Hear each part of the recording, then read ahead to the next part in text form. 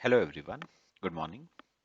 अच्छा बच्चे, एक बात बताओ, आप अभी तक कौन कौन से essential elements of a valid contract हम कर चुके हैं? आ जाओ एक बार देखते हैं। देखो, पहला हमने किया था, कॉन्ट्रैक्ट बनाने के लिए you need at least to parties. Second, फिर अग्रीमेंट का होना बेटा बहुत जरूरी है। पार्टीज का इंटेंशन लीगल रिलेशनशिप क्रिएट करने का होना चाहिए। फिर सर्टेनिटी ऑफ मीनिंग, मतलब कंसेंसस एड इडियम का केस हमने डिस्कस करा। फोर्थ, फिर पॉसिबिलिटी ऑफ परफॉर्मेंस, मतलब कॉन्ट्रैक्ट ऐसा होना चाहिए जिसको परफॉर्म करना प्रैक्टिकली पॉसिबल हो। It must not be impossible to perform. फिर पार्टीज का क्या होना चाहिए? फ्री कंसेंट, किसी भी पार्टी को के ऊपर कोई जोर जबरदस्ती प्रेशर ना डाला जाए। फिर पार्टीज जो होनी चाहिए वो क्या होनी चाहिए बच्चे? कॉम्पिटेंट टू कॉन्ट्रैक्ट, है ना। ये हमने पॉइंट्स अभी तक पढ़े हैं, टोटल 7 पॉइंट्स। अच्छा, कल हमने थोड़ा सा शुरू किया था लॉफुल ऑब्जेक्ट एंड कंसिडरेशन। मैं आज ना यहीं से दोबारा से शुरू कर रहा हूं। हमारा 8th पॉइंट है। थोड़ा सा मैं आपसे ना फिर से एक बार डिस्कस कर लूंगा। लॉफुल ऑब्जेक्ट एंड कंसिडरेशन बेटा। अच्छा, याद करो मैंने कल क्या कहा था कि इस टॉपिक को ना, लॉफुल ऑब्जेक्ट एंड कंसिडरेशन वाले टॉपिक को हमें ना ब्रेक करके पढ़ना पड़ेगा। हमने पहले मतलब समझा what do you mean by the word consideration. फिर हमने वर्ड समझा what do you mean by the word object. और फिर बात आती है लॉफुल की। तो पहले हमने इसमें किसका मतलब समझा था बेटे? पहले हमने मतलब समझा था what do you mean by the word consideration. फिर हमने मीनिंग समझा what do you mean by the word object. और लास्टली हमें मतलब समझना है what do you mean by the word lawful. ठीक है, बात बताओ बेटा, समझ आ रही है? अच्छा, हमने पहला जो कल डिस्कशन किया वो किसके बारे में था बेटा? कंसिडरेशन। मैंने कंसिडरेशन का मतलब आपको कल पूरा समझाया और मैंने क्या कहा देखो, सुनो। मैंने क्या कहा? मैंने कहा ये जो वर्ड है ना कंसिडरेशन, इसके साथ एक लैटिन वर्ड रिलेटेड है। कौन सा? क्विड प्रोक्यो। कंसिडरेशन के साथ एक लैटिन वर्ड आपका बच्चे रिलेटेड है, क्विड प्रोक्यो। ठीक है, और क्विड प्रोक्यो का मैंने कल बच्चे आपको मीनिंग भी बताया था। इसका मीनिंग होता है समथिंग इन रिटर्न, बदले में। What do you mean bye something in return? Something in return का मतलब है बदले में। इसका मतलब है आपका बदले में, इन रिटर्न, इन एक्सचेंज, बदले में। ठीक है, अब मैं आपको जैसे ना कल एक छोटा सा मैंने वैसे एग्जांपल भी आपको दिया था। मेरी बात सुनो। मैंने कहा जैसे हम लोग हैं, मैं हूं, आप लोग हैं। मैं आपको क्या प्रोवाइड करता हूं? कोचिंग प्रोवाइड कर रहा हूं। इन रिटर्न, इन रिटर्न, बदले में मुझे क्या मिल रहा है बेटा? Fees. That fees is my consideration. बात समझ आई? अब एक बात बताओ, आप मुझे क्या दे रहे हो? फीस। बदले में, इन रिटर्न, आपको क्या मिल रहा है? Coaching. That coaching is your consideration. ठीक है, तो जो भी चीज इन रिटर्न मिलेगी that is known as consideration. तो मुझे बताओ, मैं एक शॉप पे गया 10 kg राइस खरीदने के लिए। ठीक है, शॉपकीपर ने बोला 1 kg ₹200 का तो 10 केजी ₹2000 के। मैंने उसे पकड़ाए ₹2000 और उससे 10 केजी राइस ले लिया। अब मुझे एक बात बताओ, मैंने उसको क्या दिया? ₹2000 दिए। इन रिटर्न, बदले में मुझे क्या मिला? Rice. That rice is my consideration. ठीक है। अच्छा, अगर शॉपकीपर के पॉइंट ऑफ व्यू से बात करें तो बताओ, शॉपकीपर ने मुझे क्या दिया? राइस। बदले में शॉपकीपर को क्या मिला? ₹2000। That ₹2000 is his consideration. पक्का? अच्छा चलो, एक एग्जांपल मैंने कल आपको लिखवाया था।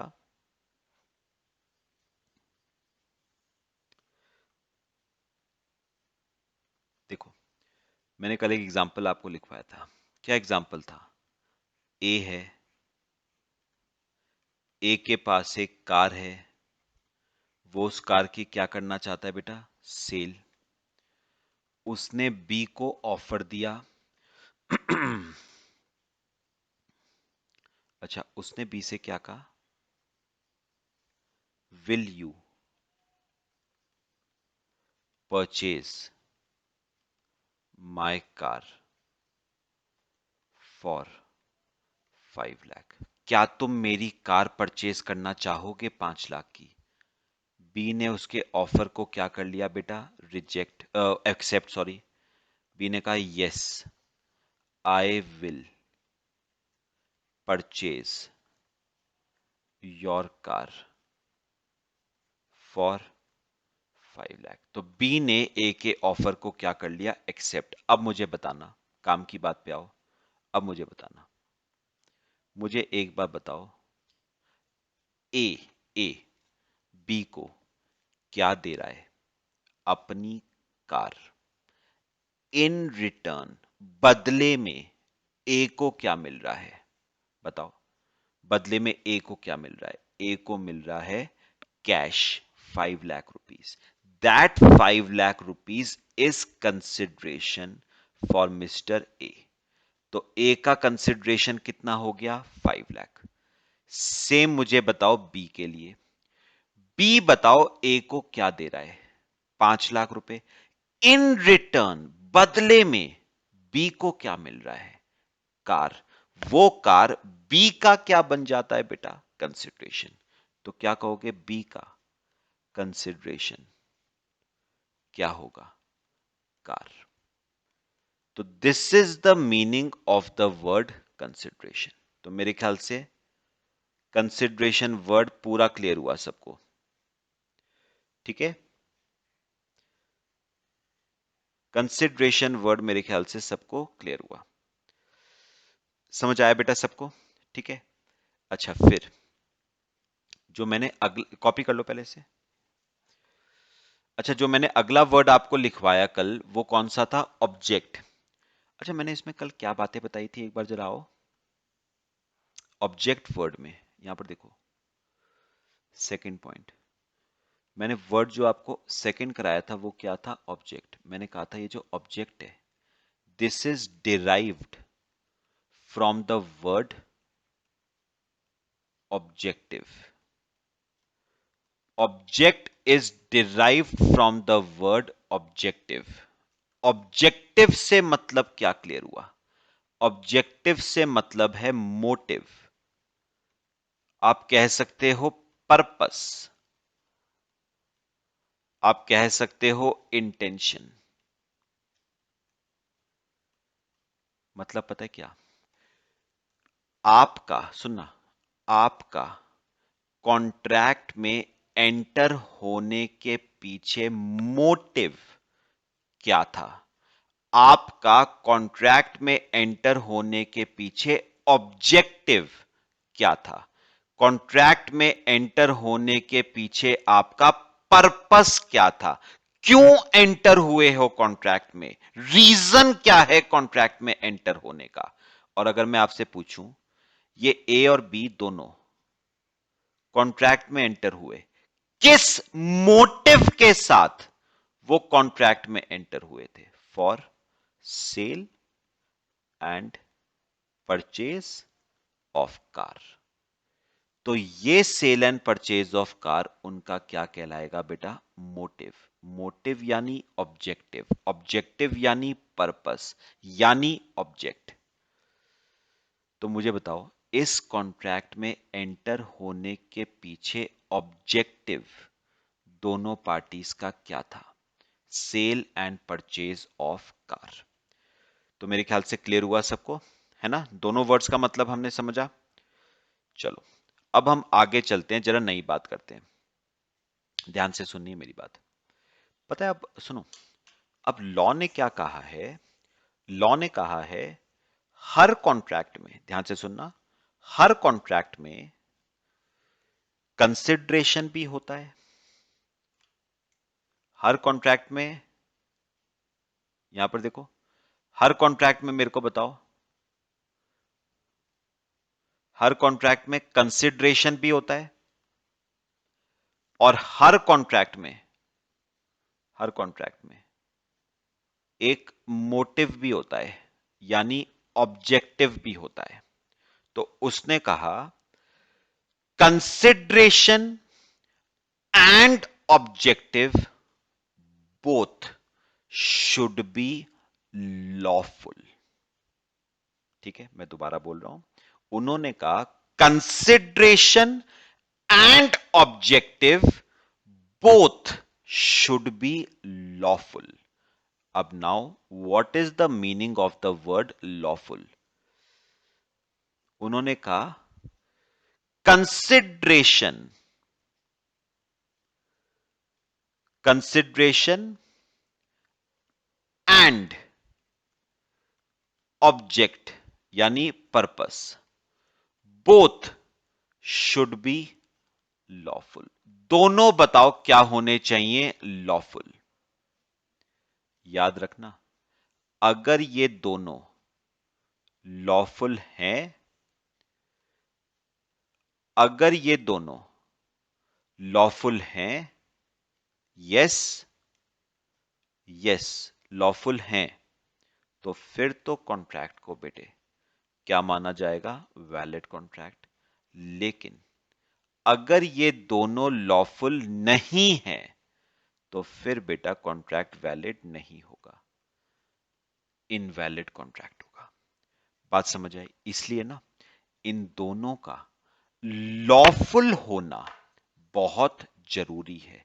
अगर ये दोनों लॉफुल हैं तो कॉन्ट्रैक्ट वैलिड, और अगर इनमें से कोई भी लॉफुल नहीं है तो कॉन्ट्रैक्ट बेटा आपका इनवैलिड। अच्छा, एक छोटी सी बात आती है, फिर मैं एग्जांपल देता हूं। What do you mean by the word lawful? पता है लॉफुल का ना एज सच कोई वैसा मतलब नहीं है। लॉफुल का मतलब होता है अलाउड बाय लॉ। सिंपल मतलब है। लॉफुल का मतलब क्या हुआ? जिसकी अनुमति, जिसकी परमिशन आपको कौन देता है? भारत का कानून जिसकी इजाजत आपको देता है वो लॉफुल है, और जिसकी इजाजत भारत का कानून नहीं देगा वो अनलॉफुल है। तो मेरे को बताओ लॉफुल मतलब क्या? Allowed by law. जिस काम की इजाजत आपको भारत का कानून देता है वो लॉफुल है, और जिस काम की इजाजत भारत का कानून नहीं देता वो अनलॉफुल।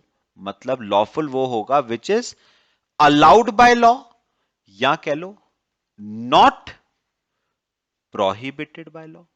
है ना, बात तो एक ही है। कोई भी ऐसा काम जिसकी इजाजत आपको भारत का कानून देता है वो लॉफुल है। ठीक है, याद रखना वो काम it should not be prohibited by law. अगर लॉ उसकी इजाजत नहीं देता तो वो लॉफुल नहीं है। मेरे ख्याल से बच्चे बताओ बात क्लियर हुई पूरी? Not prohibited by law. लो बेटा, तो मेरे को एक बार दोबारा बता दो, what do you mean by the word lawful? Lawful मतलब कोई भी ऐसा काम जिसकी इजाजत आपको भारत का कानून देता है, which is allowed by law, वो लॉफुल है। जिस काम की इजाजत भारत का कानून नहीं देता है, जिस काम को भारत के कानून ने प्रोहिबिट कर रखा है, जिस पे रोक लगा रखी है, उसे क्या कहोगे? अनलॉफुल। तो याद रखना, कंसिडरेशन और ऑब्जेक्ट दोनों बेटा ऐसे होने चाहिए जिसकी इजाजत भारत का कानून आपको देता है, मतलब लॉफुल। अगर इन दोनों में से एक भी चीज ऐसी है ना जिसकी इजाजत आपको भारत का कानून नहीं देता है, तो वो आपका अनलॉफुल है और अग्रीमेंट आपका इनवैलिड है। मेरे ख्याल से बेटे पूरी बात समझ आई। एग्जाम्पल देके बताऊं? देखो, कॉपी कर लो पहले से, फिर एग्जाम्पल कराता हूं आपको।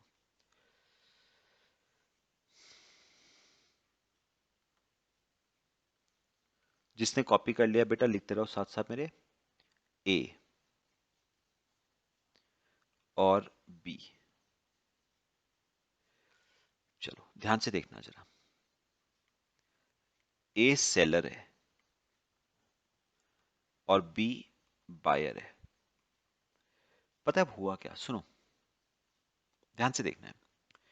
पता है जो ए है ना, वो बी को ना अपना हाउस, अपना घर सेल कर रहा है। ए जो है वो बी को अपना घर बेच रहा है। बात समझ आई? अच्छा, इसके बदले बी उसे क्या देगा? कंसिडरेशन। इस घर के बदले बी ए को क्या देगा? कंसिडरेशन। दोनों के बीच में कंसिडरेशन इस घर का डिसाइड हुआ 50 लाख रुपए। ठीक है, दोनों के बीच में कंसिडरेशन कितना डिसाइड हुआ बेटा? 50 लाख रुपए। अब क्या हुआ? सुनो सुनो, ए ने पता है, या मैं चलो ऐसे बात करूं, बी ने पता है ए को क्या कहा? मैं तुझे मुंह मांगे पैसे दूंगा, तू 50 लाख चाहता है, 50 लाख ले, कोई दिक्कत नहीं, लेकिन मैं तुझे 50 लाख रुपए कैश में नहीं दूंगा। ए ने कहा कोई बात नहीं, चेक में दे दे। बी कह रहा है चेक में भी नहीं दूंगा। ए कह रहा है कोई बात नहीं, बैंक ड्राफ्ट के थ्रू दे दे, ऐसी कौन सी बड़ी बात है। बी कह रहा है ड्राफ्ट के थ्रू भी नहीं दूंगा। तो ए कह रहा है भैया कैसे देगा? बी ने कहा मैं तुझे 50 लाख दूंगा ड्रग्स के फॉर्म में। मैं तुझे 50 लाख रुपीज दूंगा बेटा in the form of drugs. बात समझ आई? अब मुझे ना एक बात का जरा जवाब सब देना, सिंपल बात है, मुझे एक बात का जवाब दो। ए बी को क्या दे रहा है? अपना घर। बदले में ए को, बदले में ए को क्या मिल रहा है? ड्रग्स। तो ये ड्रग्स ए के लिए बेटा बताओ क्या कहलाएगा? कंसिडरेशन। तो ए के लिए कंसिडरेशन क्या बन गया? ड्रग्स।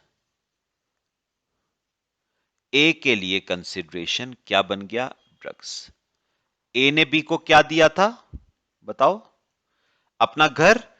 इन रिटर्न बदले में ए को क्या मिला? ड्रग्स। अपने आप मुझे बताओ, जो ड्रग्स है उसकी इजाजत आपको भारत का कानून, ड्रग्स ट्रेड करने की इजाजत आपको भारत का कानून देता है या नहीं? अगर आपका जवाब है देता है, तब तो ये लॉफुल है। लेकिन अगर आप कहते हो कि नहीं सर, ड्रग्स ऐसे आप खरीद बेच नहीं सकते, ड्रग्स की ट्रेडिंग नहीं कर सकते आप, तो आपका जवाब होगा ये कंसिडरेशन अनलॉफुल है। तो याद रखना, drugs is prohibited by law. आप ड्रग्स की ट्रेडिंग नहीं कर सकते हो, it is prohibited. Prohibition by law है। ड्रग्स के ऊपर क्या है? लॉ ने प्रोहिबिट कर रखा है ड्रग्स को, आप ड्रग्स की ट्रेडिंग नहीं कर सकते। और क्योंकि this is prohibited by law, तो ये कंसिडरेशन क्या हो गया बेटा? अनलॉफुल। ये कंसिडरेशन क्या हो गया? Unlawful, because it is not allowed by law. और एक बात बताओगे बेटा, जब कंसिडरेशन अनलॉफुल हो गया तो ये कॉन्ट्रैक्ट इनवैलिड हो जाएगा बेटा, इनवैलिड कॉन्ट्रैक्ट। मैंने कहा था ना, कंसिडरेशन अगर अनलॉफुल हो गया तो समझो कॉन्ट्रैक्ट क्या हो जाएगा? इनवैलिड। तो लॉ कहता है कंसिडरेशन ऐसा होना चाहिए जिसकी इजाजत हम देते हैं आपको, मतलब कंसिडरेशन ऐसा होना चाहिए which is allowed by law.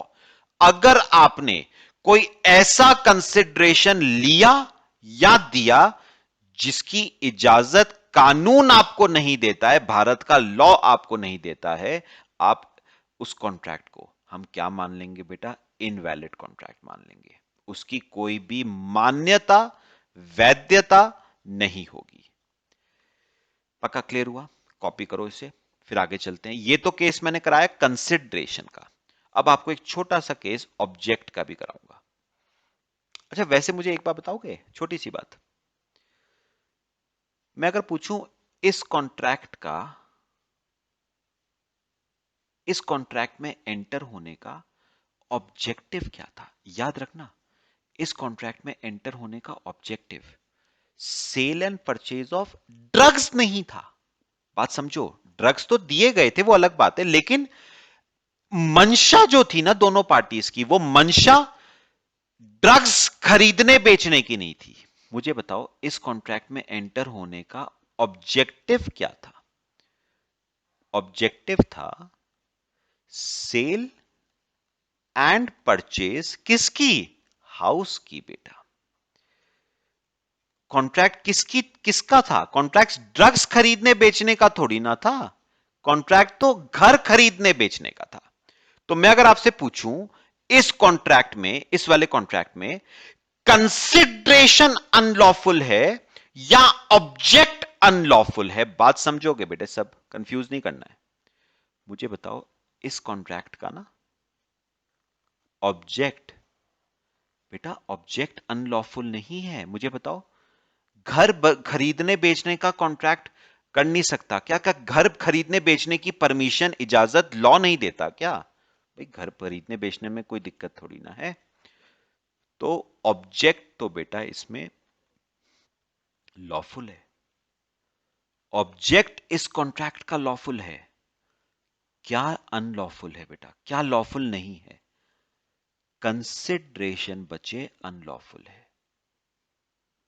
याद रखना, इस कॉन्ट्रैक्ट का ऑब्जेक्ट, पर्पस, मोटिव अनलॉफुल नहीं है, वो लॉफुल है। हां, कंसिडरेशन जो दिया जा रहा है ए को, दैट इज अनलॉफुल। पक्का? तो याद रखना, इस कॉन्ट्रैक्ट का मोटिव जो था, मोटिव लॉफुल है, लेकिन जो दिया जा रहा है वो क्या है? अनलॉफुल। क्लियर हुआ सबको? चलो बेटा आ जाओ, एक एग्जांपल आपको और कराता हूं। देखो, सिंपल सा। बाकी ना मैंने अभी आपको कल भी कहा था, ये सब पॉइंट्स आगे हमें डिटेल में चैप्टर 3 में पढ़ने हैं। तो अभी थोड़ा थोड़ा आइडिया आपको इन पॉइंट्स का बस दे रहा हूं, बहुत डिटेल में नहीं।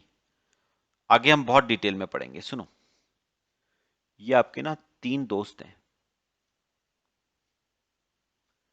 बेसिकली दोस्त क्या, चोर है, ठीक है, थीफ है दोनों, रॉबर्स। इन्होंने पता है क्या डिसाइड करा? इन्होंने डिसाइड करा हम एक बैंक में रॉबरी करेंगे। हम एक बैंक में बचे, क्या करेंगे? रॉबरी, चोरी करेंगे। हम एक बैंक में रॉबरी करेंगे, चोरी करेंगे, और चोरी का जो पैसा आएगा ना, उसे आपस में बांट लेंगे। चोरी के पैसे को आपस में बांट लेंगे इक्वली, 1:1:1। बात समझ आई? अब मुझे एक बात बताओ, छोटी सी बात करूंगा, ज्यादा कुछ नहीं, मुझे बस एक बात बता दो, इन तीनों का कॉन्ट्रैक्ट में एंटर होने का मोटिव, पर्पस क्या था? बैंक में रॉबरी करना। क्या रॉबरी करने की इजाजत कानून देता है आपको? रॉबरी करने की इजाजत कानून नहीं देता, it is prohibited by law. तो याद रखना, इस ऑब्जेक्ट को क्या मान लिया जाएगा? Unlawful object. क्यों अनलॉफुल क्यों है? क्योंकि जिस मोटिव के साथ आप कॉन्ट्रैक्ट में एंटर हुए हो, उस मोटिव की इजाजत आपको कानून नहीं देता है। नॉट अलाउड बाय लॉ, या आप कह लो प्रोहिबिटेड बाय लॉ। तो बताओ कि इस कॉन्ट्रैक्ट को भी क्या वैलिड माना जाएगा? नहीं बेटा, ये कॉन्ट्रैक्ट होगा इनवैलिड। क्यों? क्यों इनवैलिड? क्योंकि मोटिव इस कॉन्ट्रैक्ट में एंटर होने के पीछे क्या था? रॉबरी, जिसकी इजाजत आपको भारत का कानून नहीं देता है। तो ये हमारा ना 8th पॉइंट हमने पूरा कंप्लीट किया। मेरे ख्याल से सबको क्लियर हुआ। मुझे एक बार दोबारा से जरा सम अप कर दो, ठीक है? एक समरी दे दो। ये सब ना आगे बहुत डिटेल में हमने पढ़ना है, एक समरी फिलहाल दे दो मेरे को। मुझे एक बात बताओ, लॉ क्या कहता है? लॉ कहता है हर कॉन्ट्रैक्ट में दो चीजें होती हैं, कंसिडरेशन और मोटिव, यानी ऑब्जेक्ट। उन्होंने कहा जो कंसिडरेशन होता है ना, वो भी लॉफुल होना चाहिए, और जो मोटिव है कॉन्ट्रैक्ट में एंटर होने के पीछे, वो भी लॉफुल होना चाहिए। लॉफुल का मतलब it should be something which is allowed by law. Consideration और ऑब्जेक्ट ऐसा होना चाहिए जिसकी इजाजत आपको भारत का कानून देता है। अगर आप कोई ऐसा कंसिडरेशन लेते हो या किसी ऐसे मोटिव के साथ आप कॉन्ट्रैक्ट में एंटर करते हो which is prohibited by law, जिसकी इजाजत आपको कानून नहीं देता है, तो याद रख लेना, आपके कॉन्ट्रैक्ट को इनवैलिड मान लिया जाएगा। पक्का? कॉपी कर लो बेटे। फिर आते हैं 9th पॉइंट पे। 9th पॉइंट ज्यादा हमारा टेक्निकल नहीं है, सिंपल है।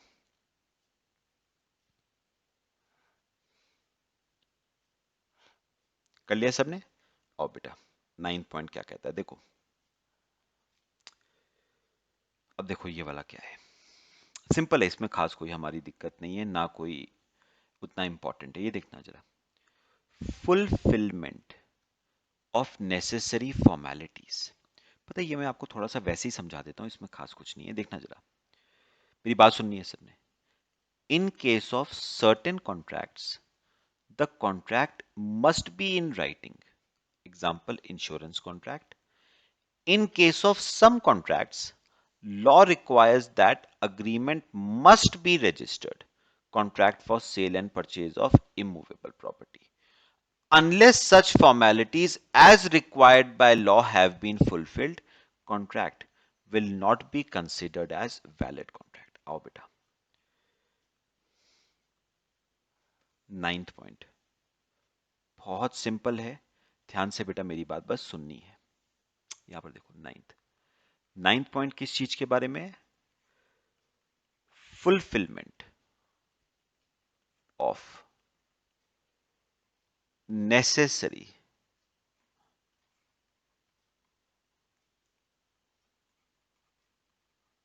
formalities, fulfillment of necessary formalities। चलो ध्यान से मेरी बात सुननी है पहले। यहां पर देखो, पता है मैं आगे आपको पढ़ाऊंगा कि जो लॉ कहता है ना, सुनना, लॉ क्या कहता है? कॉन्ट्रैक्ट, लॉ कहता है कॉन्ट्रैक्ट ओरल भी हो सकता है और कॉन्ट्रैक्ट इन राइटिंग भी हो सकता है। तो आप ओरल कॉन्ट्रैक्ट भी कर सकते हो और आप रिटन कॉन्ट्रैक्ट भी कर सकते हो। ठीक है, तो लॉ कहता है ओरल कॉन्ट्रैक्ट भी एक वैलिड कॉन्ट्रैक्ट है। अब सुनना मेरी बात, पता है अब इसमें मुझे अब एक बात क्लियर हुई कि इमेजिन करो, इमेजिन करो मैं इंश्योरेंस पॉलिसी लेना चाहता हूं। सुनो, मैं क्या लेना चाहता हूं बेटा, ये मैं हूं मिस्टर ए। मैं इंश्योरेंस कंपनी से क्या लेना चाहता हूं बेटा, इंश्योरेंस पॉलिसी। तो मैं इंश्योरेंस कंपनी से लेना चाहता हूं इंश्योरेंस पॉलिसी। पक्का? तो देखा जाए तो बेटा मेरे मेरे और इंश्योरेंस कंपनी के बीच में क्या एंटर होगा, एक कॉन्ट्रैक्ट एंटर होगा। तो मेरे और इंश्योरेंस कंपनी के बीच में एक कॉन्ट्रैक्ट एंटर होगा जिसे हम कह देते हैं इंश्योरेंस कॉन्ट्रैक्ट। तो मेरे और इंश्योरेंस कंपनी के बीच में बचे क्या एंटर होगा, एक कॉन्ट्रैक्ट जिसे हम कह देते हैं इंश्योरेंस कॉन्ट्रैक्ट। अब सुनना मेरी बात जो मैं कहूंगा, मुझे एक बात बताओ, लॉ ने कहा, लॉ ने कहा कॉन्ट्रैक्ट ओरल भी हो सकता है और कॉन्ट्रैक्ट राइटिंग में भी हो सकता है। तो एक बात याद रखना, सुनो, एक बात याद रखना, क्या इंश्योरेंस कॉन्ट्रैक्ट ओरल भी हो सकता है या इन राइटिंग भी हो सकता है? यही तो कहा उन्होंने कि कॉन्ट्रैक्ट ओरल भी हो सकता है और राइटिंग में भी हो सकता है। तो इसका मतलब तो यही हुआ ना, इंश्योरेंस कॉन्ट्रैक्ट ओरल भी हो सकता है और इन राइटिंग भी हो सकता है। यही तो मतलब भाई, उन्होंने ही तो कहा है कि कोई भी कॉन्ट्रैक्ट ओरल भी हो सकता है और रिटर्न भी हो सकता है। तो सेम वर्ड्स में इंश्योरेंस कॉन्ट्रैक्ट ओरल भी हो सकता है, इन राइटिंग भी हो सकता है। लेकिन बेटा एक बात समझ लेना, लॉ ने एक बात साफ साफ कह दी है। लॉ ने कहा है कुछ कॉन्ट्रैक्ट्स के केस में, सुनो, कुछ कॉन्ट्रैक्ट्स के केस में आपको ना सर्टेन फॉर्मेलिटीज को आपको पूरा करना पड़ेगा अगर आप उस कॉन्ट्रैक्ट को वैलिड कॉन्ट्रैक्ट बनाना चाहते हो। तो कुछ कॉन्ट्रैक्ट्स के केस में लॉ ने कुछ फॉर्मेलिटीज प्रिस्क्राइब करी हैं। जब तक आप उन फॉर्मेलिटीज को पूरा नहीं करते हो, आपके कॉन्ट्रैक्ट को वैलिड माना नहीं जाएगा। जैसे इंश्योरेंस कॉन्ट्रैक्ट के केस में, इंश्योरेंस कॉन्ट्रैक्ट के केस में लॉ ने एक फॉर्मेलिटी पता है क्या कही है, इंश्योरेंस कॉन्ट्रैक्ट हमेशा इन राइटिंग ही होगा बेटा। Insurance contract can not be oral. ये फॉर्मेलिटी कही है किस केस में, इंश्योरेंस कॉन्ट्रैक्ट के केस में। तो लॉ कह रहा है जब तक आप इस फॉर्मेलिटी को पूरा नहीं कर देते, आपके कॉन्ट्रैक्ट को वैलिड नहीं माना जाएगा। तो मुझे एक बात का जवाब दे दो, अगर मैं इंश्योरेंस कंपनी के साथ ओरल कॉन्ट्रैक्ट में एंटर करता हूं तो क्या वो कॉन्ट्रैक्ट वैलिड है क्या? नहीं बेटा, क्योंकि लॉ कहता है इंश्योरेंस कॉन्ट्रैक्ट के केस में it must be in writing. तो याद रखना, इंश्योरेंस कॉन्ट्रैक्ट ओरल बेटा नहीं हो सकता है। It can not be oral, it has to be in writing. ठीक है, तो लॉ ने पता है क्या कहा है, कुछ कॉन्ट्रैक्ट्स के केस में लॉ ने कुछ फॉर्मेलिटीज प्रिस्क्राइब करी हैं। अनटिल और अनलेस आप उन फॉर्मेलिटीज को पूरा करो, आपके कॉन्ट्रैक्ट को वैलिड नहीं माना जाएगा। तो अगर आप उन फॉर्मेलिटीज को पूरा कर लेते हो which are prescribed by law, valid contract. लेकिन अगर आप उन फॉर्मेलिटीज को पूरा नहीं कर पाते हो तो आपके कॉन्ट्रैक्ट को वैलिड नहीं माना जाएगा। ठीक है, कॉपी करो बेटा, एक और एग्जांपल देता हूं इसका।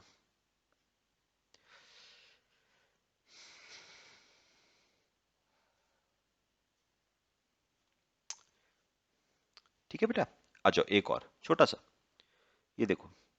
अच्छा मुझे एक बात बताओ, जैसे इमूवेबल प्रॉपर्टी का कॉन्ट्रैक्ट है। कौन सा कॉन्ट्रैक्ट है? इमूवेबल प्रॉपर्टी का कॉन्ट्रैक्ट। इमूवेबल प्रॉपर्टी से क्या मतलब क्लियर हुआ आपको? जैसे जमीन का कॉन्ट्रैक्ट है, लैंड का, या लैंड और बिल्डिंग का कॉन्ट्रैक्ट है। ठीक है। अच्छा मुझे एक बात बताओ, सुनो सुनो, लॉ ने क्या कहा है? जैसे इमूवेबल प्रॉपर्टी का कॉन्ट्रैक्ट होता है ना, it must be in writing. Immovable property का कॉन्ट्रैक्ट ओरल नहीं होता है, it has to be in writing. अच्छा, स्टैम्प पेपर पे होना चाहिए बेटा? लॉ कहता है ये formalities, it must be registered, it must be registered. अच्छा, दोनों पार्टीज का सिग्नेचर होना चाहिए।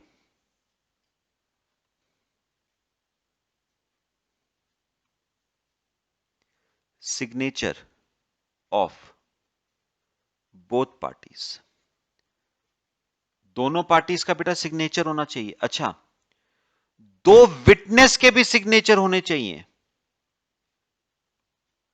Witness signature. तो मेरे को बताओ, जब तक बेटा आप इन फॉर्मेलिटीज को पूरा नहीं कर लेते ना, ये सब क्या है? ये सब बेटा फॉर्मेलिटीज हैं which are prescribed by law. Formalities prescribed by law. Law ने ये फॉर्मेलिटीज बच्चे क्या करी हैं? प्रिस्क्राइब करी हैं। तो जब तक आप इन फॉर्मेलिटीज को पूरा नहीं कर लेते, राइटिंग में होना चाहिए, स्टैम्प पेपर पे होना चाहिए, रजिस्टर्ड होना चाहिए, दोनों पार्टीज का सिग्नेचर होना चाहिए, विटनेस के सिग्नेचर होने चाहिए, तब तक बेटा इमूवेबल प्रॉपर्टी के कॉन्ट्रैक्ट को वैलिड नहीं माना जाता। तो याद रखना, लॉ क्या कह रहा है? लॉ कह रहा है अगर हमने किसी कॉन्ट्रैक्ट के लिए कुछ फॉर्मेलिटीज प्रिस्क्राइब करी हैं, तो उन फॉर्मेलिटीज का पूरा होना अति आवश्यक है। अगर पूरी करते हो वो फॉर्मेलिटीज, वैलिड कॉन्ट्रैक्ट। अगर नहीं पूरी करते तो कॉन्ट्रैक्ट वैलिड माना नहीं जाएगा बेटा। तो ये आपका सिंपल सा छोटा सा पॉइंट था, कॉपी कर लो इसे।